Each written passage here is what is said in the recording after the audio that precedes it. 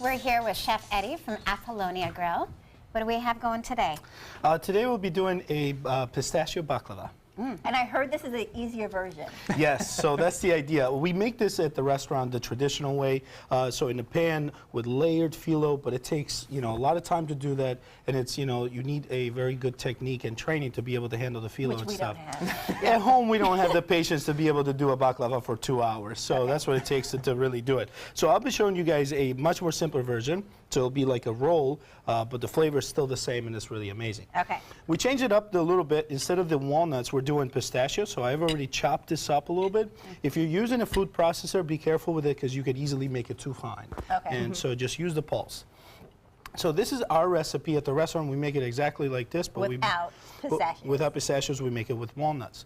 That's the traditional way, so we're sticking with that. So that was just honey? So this is a honey syrup that the recipe is on your guys' website. It's got honey, sugar, a little bit of water, and then it has cinnamon, cloves, and orange and lemon peel in it. Oh. So it's more than honey. Yeah. So We already messed the recipe up. what we're doing here was just sort of binding, the pistachios together because they're easier to work with. It's not necessarily. And we're adding a little bit of sugar because that sugar will caramelize the pistachios much better, so they'll taste nicer too. Okay.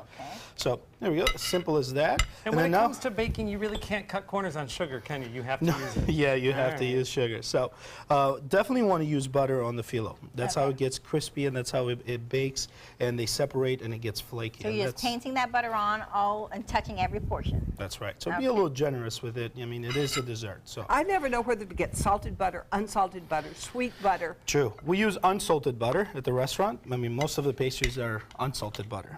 So I'm using about 3 sheets over here. You can make it with 2 if you want it thinner, but I think 3, it's probably where, that's the right balance. All right, so line it up right here on the bottom for me.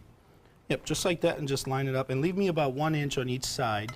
I already screwed that up. No, that's fine. You can't really mess this up, so I think that's probably good enough.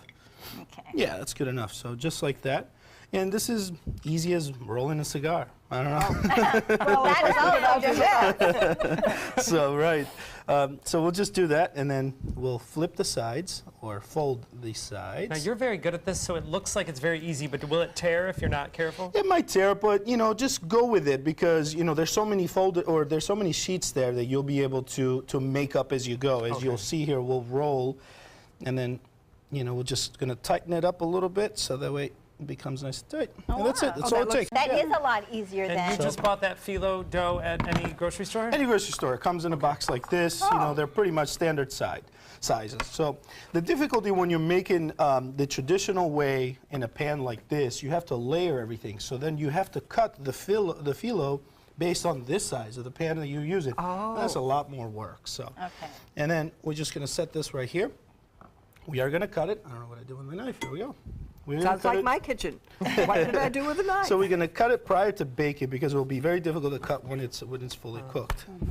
So just like that, sizes whatever you like. If you want them smaller or larger, that would be fine. And then how long do I put this in the oven? And we're going to butter it up a little bit. This should take about 15 minutes. 15? 15 minutes with foil on top. So I have some foil right here. Now, before we do that, we have to put some cloves. The cloves will bake together with the baklava and get a really nice flavor. So I'll just do one here for demonstration, just like that. That's just a whole clove? Okay. And then we'll cover this up nicely, and then we'll put this in the oven for 15 minutes, 1-5, and then another 15 minutes without it. Okay? So it should look something like this. Magic of television, we got one. Right there. Oh, that is beautiful. We'll pour some honey syrup, and you got to let it sit for at least about an hour or 2. After you take it out? That's right. So it absorbs all that honey. And then if we can plate one, we'll do it right here.